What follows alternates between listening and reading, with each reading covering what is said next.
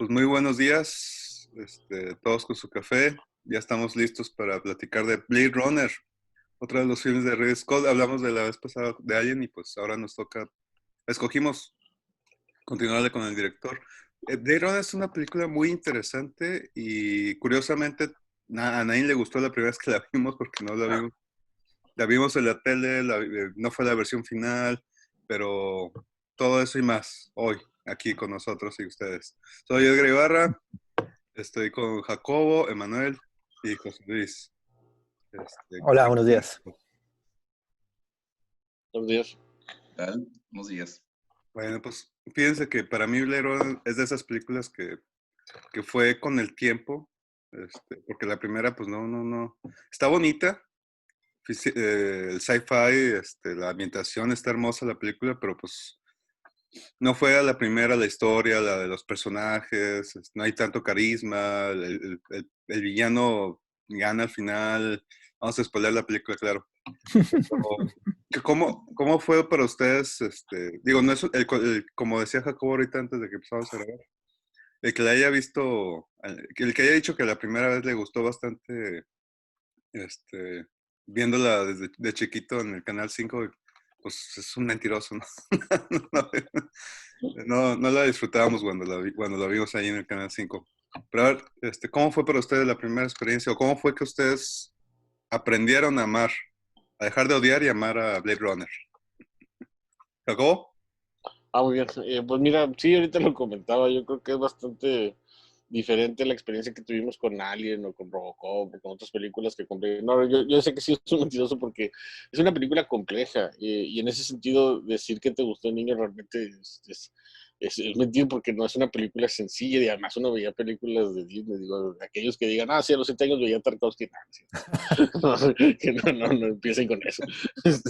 Entonces, ya hablando acá de la película, lo comentaba yo con un amigo que le gusta mucho, conocido acá también de filo, Jacobo, un tocayo, Jacobo Cleto. Le gusta mucho la película y yo le decía, a ver, dime como qué 5 razones tienes para ver esta película. Y más allá de eso, pues, él hablaba de que se lleva a otro nivel el concepto, sobre todo tal vez de la inteligencia artificial. Es extraño porque creo que una de las razones por las que esta película es impopular es porque vino a innovar mucho en el concepto de lo que son los, en este caso, androides o seres humanos artificiales, porque ni siquiera podemos hablar de que son mecánicos, son otra cosa. En ese sentido, a diferencia de lo que hizo Ridley Scott con Alien, si ya habíamos hablado que Alien era un paso importante en la ciencia ficción, aquí da otro paso todavía más agigantado.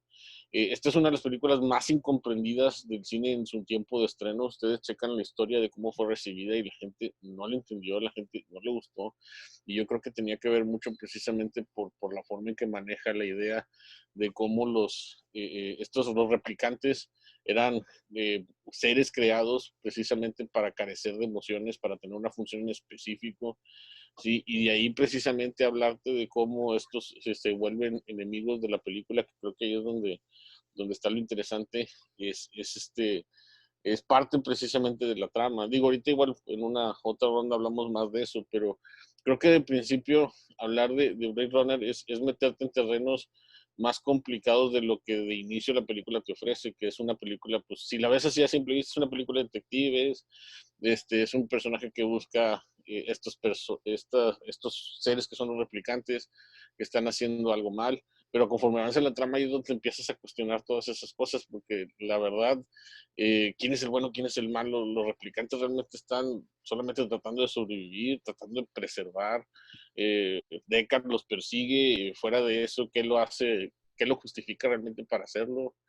Pues esas son las impresiones y como decía, es cierto, sí, de niño es muy difícil, esas son cosas que vas valorando con el tiempo, lo cual hace que la película entonces tenga un valor realmente agregado, porque entonces por estar avanzada a su tiempo y por ser más compleja de lo que parece, no es una película que a la primera puedas captar realmente la esencia que tiene.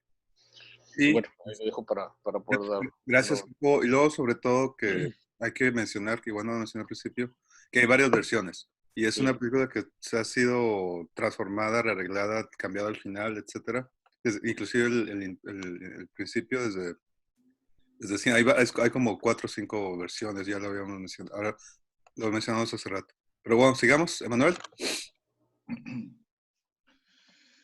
Bueno, hace rato hablaban de que veíamos en sus primeras ocasiones al menos a Blade Runner en Canal 5 y no sé para ustedes, pero yo siempre de chamaquillo estaba esperando algo bastante emocionante, ¿no? Si es que el infame Canal 5 nos recetaba de repente Robocop, Terminator, películas, El Vengador del Futuro, películas bastante activas, por así decirlo, ¿no? Bastante novedosas, con mucha acción. Y pues de repente salía esta película un poco más atrás, bueno, un poco más antigua en el tiempo, y posiblemente, no sé ustedes, ¿no? A mí me ocurría, esperábamos algo en ese estilo, con ese ritmo. Y pues la verdad es que, pues no, nunca pasó eso.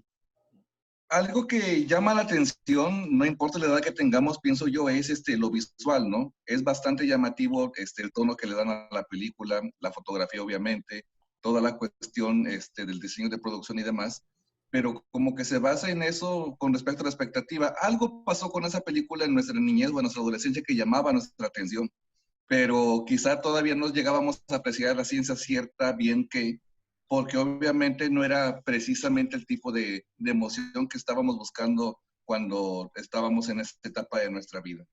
Personalmente, cuando vi Blade Runner, algo llamó mi atención, ¿no? Pero después de casi 2 horas, de repente vi que estaban pasando los créditos finales y dije, ¿qué pasó aquí? ¿No? ¿A qué horas está la balacera, el montón de gente tirada ahí en el suelo o algo por el estilo? Pero no. Y más con esa música poco común de escuchar de Vangelis, ¿no? El tema de Vangelis, también muy, muy bonito y demás. Pero creo que, al menos en mi caso, me hizo quedar a la expectativa y a la espera siempre de algo que yo creí que iba a ser un poco más ágil y que no ocurrió. Ya cuando pasa el tiempo, obviamente uno aprecia bastantes cosas, desde las cuestiones técnicas, la dirección obviamente y demás, pero le ponemos atención, no sé si sea en parte, por ejemplo, por nuestros propios intereses de todos los que estamos ahorita aquí hablando de la película. Algo que a mí me gusta, por ejemplo, es la cuestión existencial, ¿no? La cuestión de la búsqueda del sentido, la cuestión de la búsqueda del Dios o del Creador en este caso. Yo creo que esta clase de temas ha provocado que con el paso del tiempo le demos una visión diferente a esta película, que comprendemos de que no se trata precisamente de una película de acción que va a tener un ritmo acelerado. Cuestiones como estas yo creo que han provocado que la veamos con otros ojos con el paso del tiempo. Gracias, Emanuel. Tienes mucha razón. Tiene un diferente ritmo y muy interesante que al principio tenía un voice en off de Harrison Ford, una narración, y pues esa para la siguiente versión la quitaron totalmente, en especial porque está muy mal actuada de parte, a propósito de Harrison Ford, porque no le interesaba hacer eso. Exacto. Pero continuemos, José Luis, primeras impresiones, ¿cómo lo sentiste al principio? Hola, miren, tratando de ponerle un nombre, perdón, un concepto vista a la distancia, yo también había, como dice Manuel, había algo que no me convencía, que me llamaba la atención, que me gustaba, algo raro que no alcanzaba a percibir. Es de las películas que yo no recuerdo cuando la vi. De hecho, la recuerdo siendo niño como si fueran sueños, porque justamente lo que les voy a decir ahorita fue lo que no me cuadraba. Como en sueños recuerdo a la china en la mega pantalla en el edificio. Recuerdo lo que en aquel entonces yo parecía que entendía que eran pirámides, ¿no? Recuerdo también una mona revolcándose, pataleando después de que le dieran un disparo, pero no recuerdo el disparo, recuerdo la mujer pataleando, ¿no? Y, y básicamente lo que no, yo no captaba en ese momento, y también recuerdo mucho la escena donde le hacen el test por primera vez a, a la androide, ¿no? A Rachel. Lo que faltaba, lo que yo extrañaba y no me daba cuenta era el amanecer. No captaba que se trataba de una película posapocalíptica, ¿no? No captaba que se trataba de una sociedad en decadencia.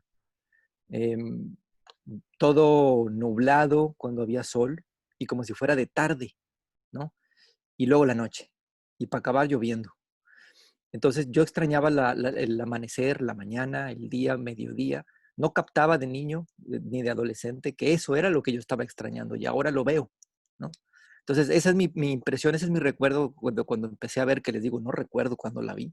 Yo tengo 2 tíos que son tengo 3, pero 2 en particular, los 3 hermanos, 2 en particular son mi referente principal respecto a películas de adolescencia y de niñez. Ya de adulto, pues aquí están ustedes, sobre todo Emanuel, al que le agradezco todas sus referencias. Pero no supe si la vi con ellos, si la vi solo en el Canal 5, no sé. Yo extrañaba eso. Esa es la impresión que yo tengo. Gracias, José Luis. Oigan, pues hay que entrar en tema, porque sí maneja este tema existencial que ya mencionó Emanuel.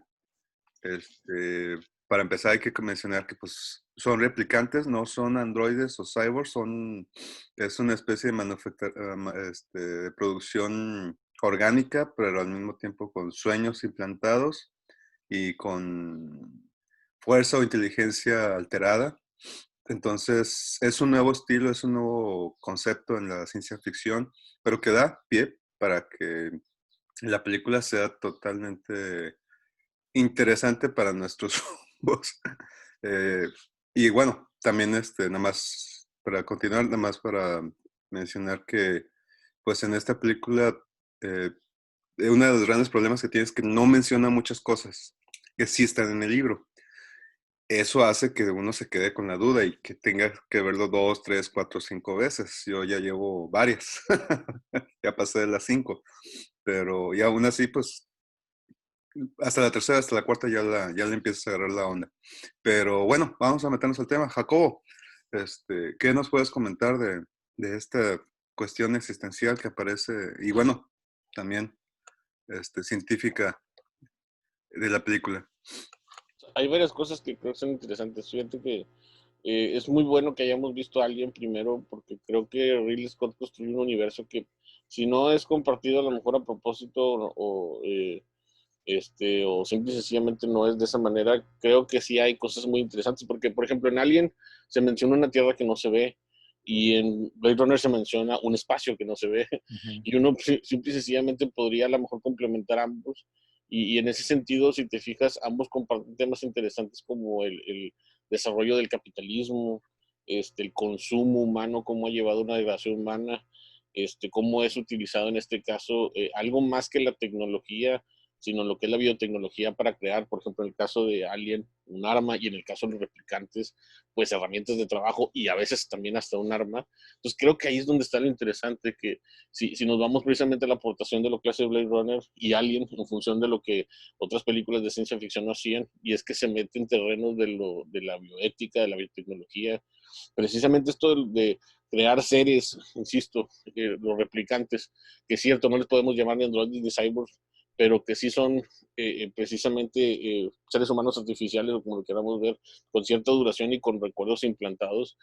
La importancia precisamente de cómo el ser humano también necesita una memoria para poder tener un balance, y cómo a ellos precisamente les meten este tipo de recuerdos para que puedan tener una estabilidad. Es una cosa bien interesante que podemos analizar por mucho. De hecho, a mí, yo creo que inevitablemente hablaremos del final, que es la parte que más creo que llama poderosamente la atención a muchos, donde esto de lágrimas en la lluvia, que como se le llama, es bien interesante cómo al final, cuando se plantean los motivos de este personaje, que bueno, de principio todos sabemos que es sobrevivir, porque saben que ellos duran muy poco tiempo, pero cuando dice todo lo que ha visto, a mí como historiador me fascina que él le preocupa más que sobrevivir, dejar una memoria. ¿Sí? Es que todo lo que conozco se va a perder. O sea, eso es lo que lo ponía triste. ¿Sí? Sí, todo lo que he visto, todas las maravillas del mundo, pues van a desaparecer, ¿no?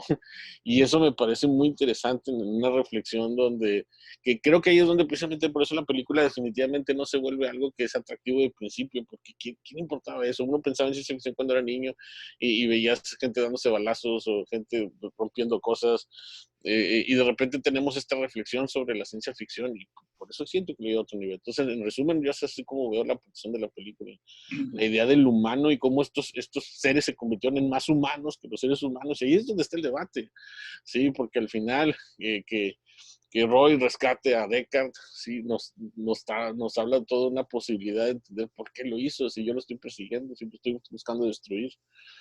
No sé si con eso me explico un poco.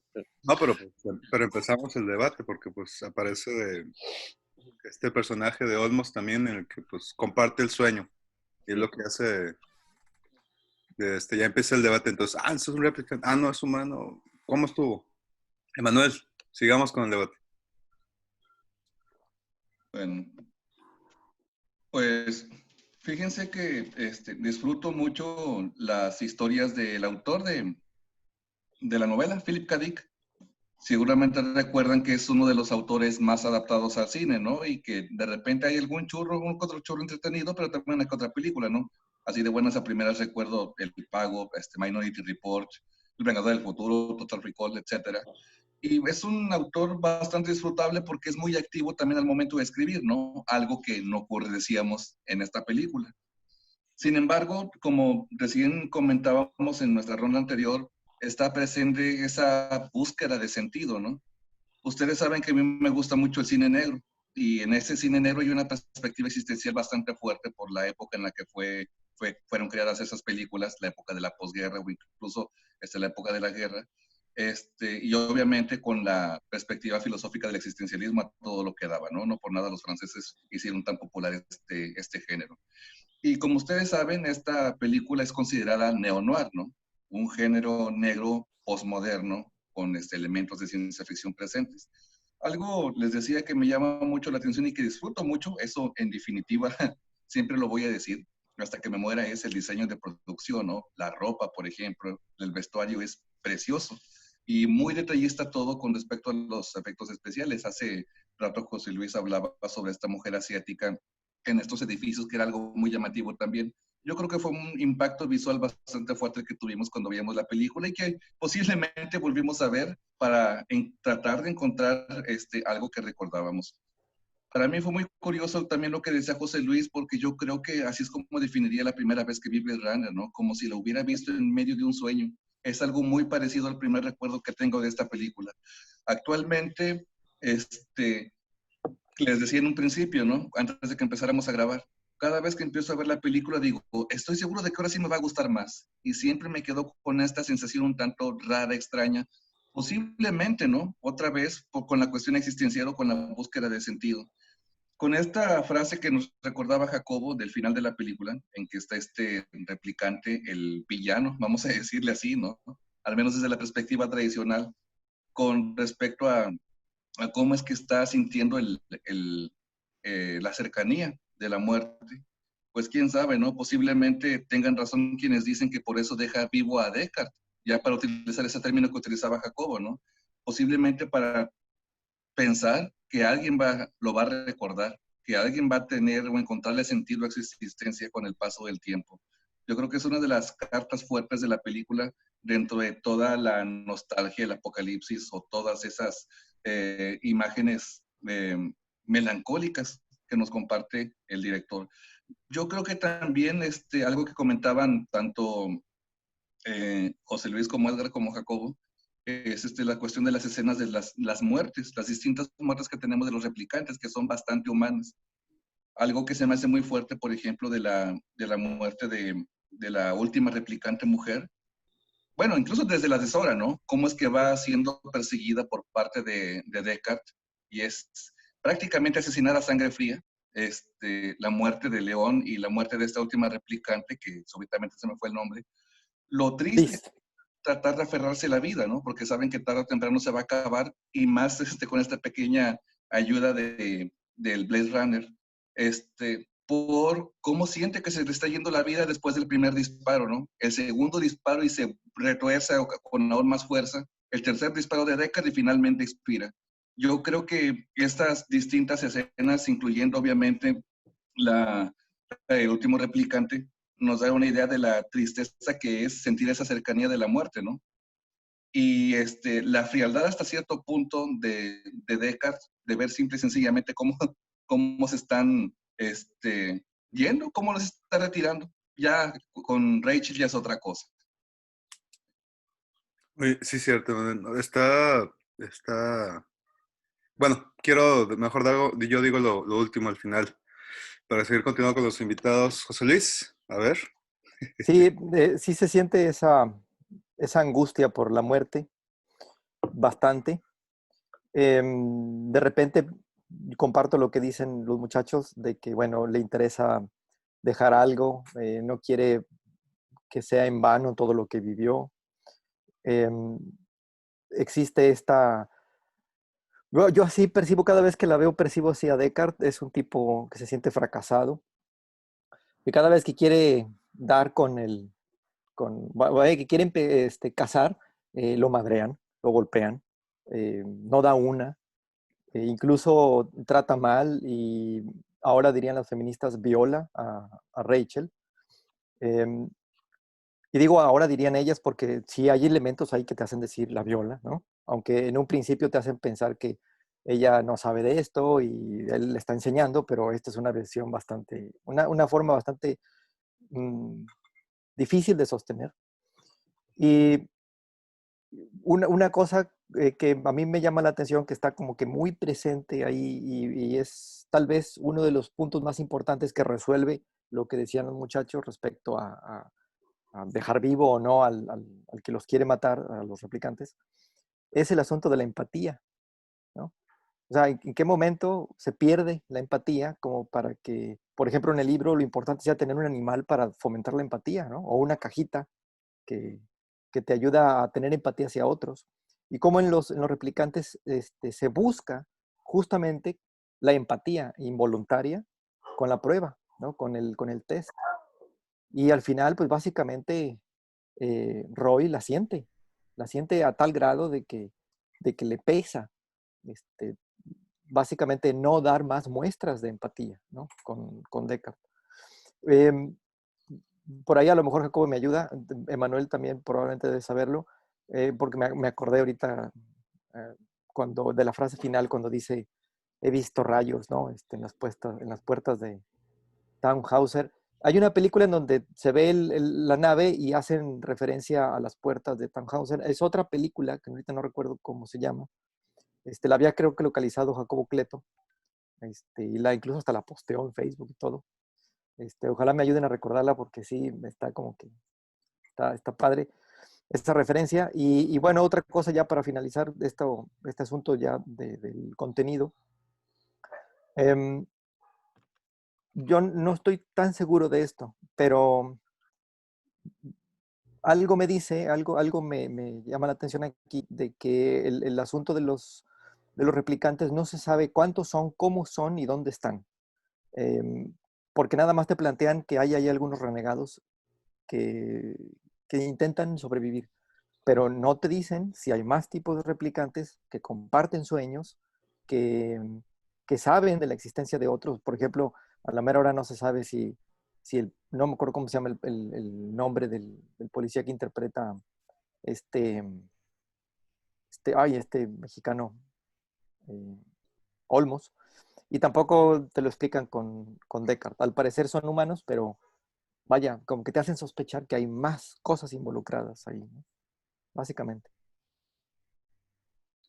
Sí, bueno, a mí me hace pensar en la próxima película que vamos a platicar. Hay una cuestión de, parece ser que hay una, como ya había mencionado, hay muchas cosas que no dicen.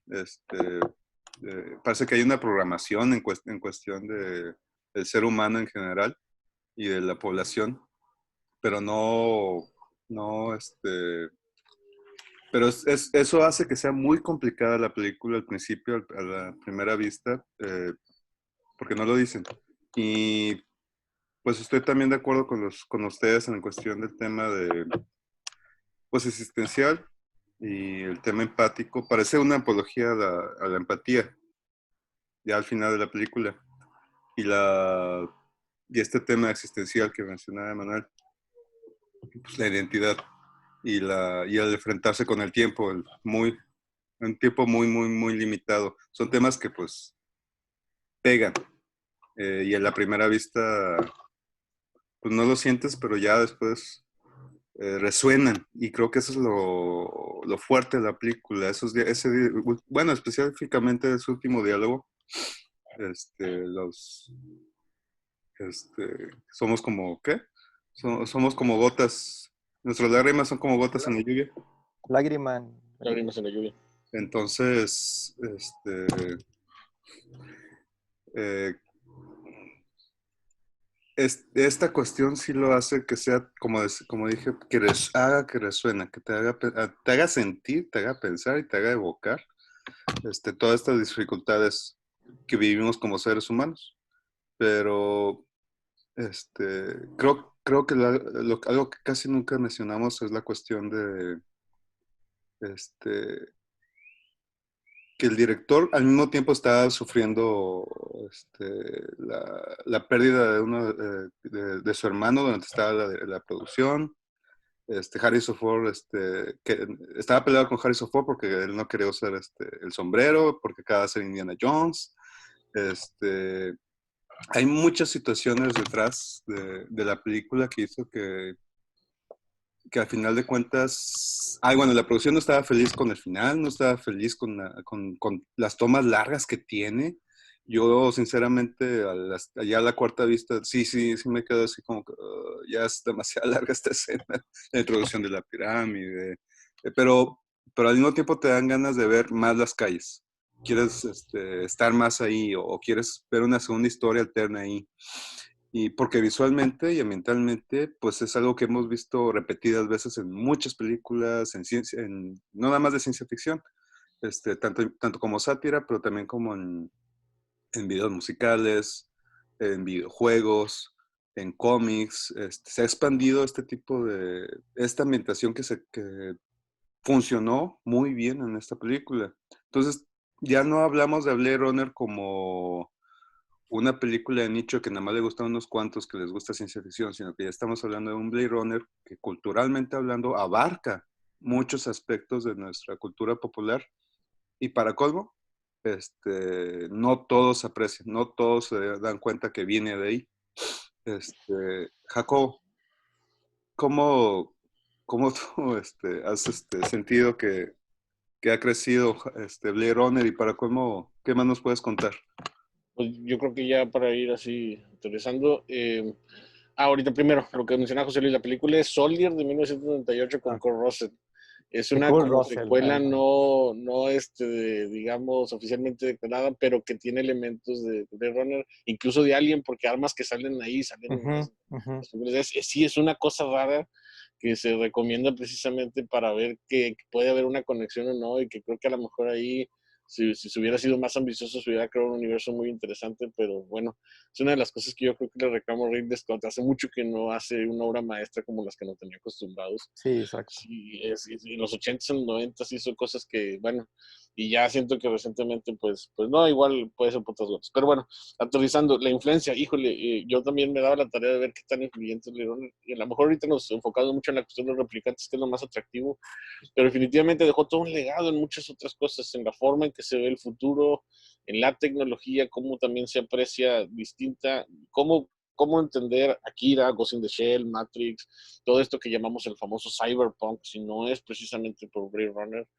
Creo que ahí es donde que se convierte en una película que como pues, es una de las razones por las que hacemos esto es para discutir y hablar de ello, pero también para recomendar. Entonces, en ese sentido, es recomendado que vean Blade Runner para entender mucho de lo que se hace actualmente en el cine. En ese sentido, en los valores estéticos de la película también hay un legado muy importante, pero obviamente también en cómo, insisto, le da definitivamente un avance muy interesante a la ciencia ficción, y una ciencia ficción que precisamente para ese momento, si se veía distinta era porque pues estamos acostumbrados a otro tipo de ciencia ficción. Yo insisto con lo que hemos hablado todos, no es una película que te atrape, no esperen que se sientan atraídos por ella y que salgan a lo mejor queriendo hablar de ella y emocionados. No, al contrario, les va a generar preguntas y ahí es donde está lo interesante. Esto que menciona José Luis me parece muy, muy interesante, cómo la película parece que fue un sueño y no sabemos si uno bueno o uno malo, pero se queda en tu memoria y ahí es donde está lo interesante. Y es que no todas las películas tienen que también tener un efecto, digamos, de adrenalina, ¿no? En uno, y esta es una película que precisamente convoca eso, convoca que reflexionemos sobre cosas que en este caso, por ejemplo, tienen que ver con las emociones, con la inteligencia, con lo que nos hace seres humanos. Yo creo que no está su valor, pero ya si queremos encontrar algo más, chequen lo que le es consecuente. Y bueno, ahí le dejo. Gracias, Jacobo. ¿Emanuel? Pues, aparte de la cuestión estética que comentaba Jacobo, a mí me llama la atención cómo es que esta película se encasilla, por así decirlo, en esta clase de historias que nos comentan de este posible futuro triste, inseguro, en el que parece que está otra vez el ser humano en la búsqueda. Bueno, es una permanente, ¿no? La búsqueda de sentido, pero con estas circunstancias que en aquel momento se planteaban como futuristas. Y creo que esa perspectiva de la búsqueda de sentido junto con lo estético, el cielo permanentemente nublado, las repentinas explosiones que se ven por ahí en la ciudad, etcétera, nos dan una idea de cuál es la visión del guionista en este caso, ¿no? Obviamente basándose en la historia de Philip K. Dick, pero de la visión del guionista y obviamente el director de cuál era ese posible futuro, que si bien recuerdo 2019, ¿no? Ya, ya pasamos un poquito Sí. la fecha propuesta por el director. Así que, pues, ¿qué les puedo decir? Yo creo que visualmente, sobre todo, y con esta perspectiva un tanto amarga, es como principalmente podemos encontrar las influencias de la película en otras historias similares. Gracias, Emanuel. José Luis. Pues como influencias de ahí conozco poco, pero sí sé que ha sido un parteaguas para muchas cosas. Yo de lo primero que veo visualmente es que, pues no sé hasta qué punto gente como Tim Burton pudo haber agarrado los elementos góticos y oscuros de esta película, porque encuentro muchas similitudes con la primera película de Batman de él. Obviamente hay muchos elementos que te hacen pensar y que están, pues de alguna manera ya presentes sobre todo en videojuegos o en la misma historia de muchas novelas. Yo me quisiera quedar con algo en concreto. Da la impresión de que podríamos todavía ubicar esa película en estas fechas, pensando en que existen, por ejemplo, las videollamadas, y que no se ha dejado de lado la sociedad industrial. China, por ejemplo, Beijing, muchos días del año permanece con ese cielo así, amarillo, nublado, que no deja pasar el sol bien. Aquí de repente, pues no llegamos a ese extremo, pero vemos el cielo que está muy cargado. Y por otro lado, es una sociedad decadente dentro de la misma Tierra, al grado de prácticamente lo que están diciendo aquí, están señalando es que en la Tierra se queda lo peor. O sea, no vemos la tecnología de punta que podríamos nosotros esperar para una sociedad que tiene carros voladores y que ha colonizado el espacio, porque precisamente esta tecnología de punta de calidad y estéticamente bella está en las colonias, no en la Tierra. Y aparte el asunto de que en la Tierra se quedan los que no pueden, por cuestiones económicas o por inteligencia, irse, ¿no? Eso para mí me parece de lo más impactante. Y una cosa que ya nomás con esto termino. Yo la película la disfruto cada vez más, me gusta cada vez más. Y siempre me gusta tomármela con un tequila o con un mezcal. Que se acabe el tequila. O nada más cachitos. Sí. Bueno, pues ya nada más para finalizar esta plática de Blade Runner. Para mí lo que se queda, para lo que hace que permanezca, es lo que ya todos comentaron. El tema existencial, el tema empático, pero también lo que ya había platicado José Luis, los sueños, que es lo onírico. Al final de cuentas, lo que está escondido en la trama, vamos a spoilear, es esta cuestión de que comparten los sueños. Hay alguien más que está soñando lo mismo que tú. Y eso hace que cuando te das cuenta es que da clic toda la identidad del personaje y lo que ya se había mencionado también, lo fracasado que es el personaje, porque pues empieza ya esta duda de que entonces no es un humano, es un replicante, entonces tiene un tiempo limitado, etcétera. Pero esto nos dará mucho más que hablar en la secuela, pero ya será para otra ocasión. Pues muchas gracias por haberme acompañado a platicar de Blade Runner. Jacobo. Gracias, saludos. Emanuel. José Luis. Hasta luego, gracias. Pues muchas gracias por habernos escuchado. Seguiremos hablando de cine, seguiremos con ciencia ficción por ahora. Continuamos con Matrix. Hasta la próxima.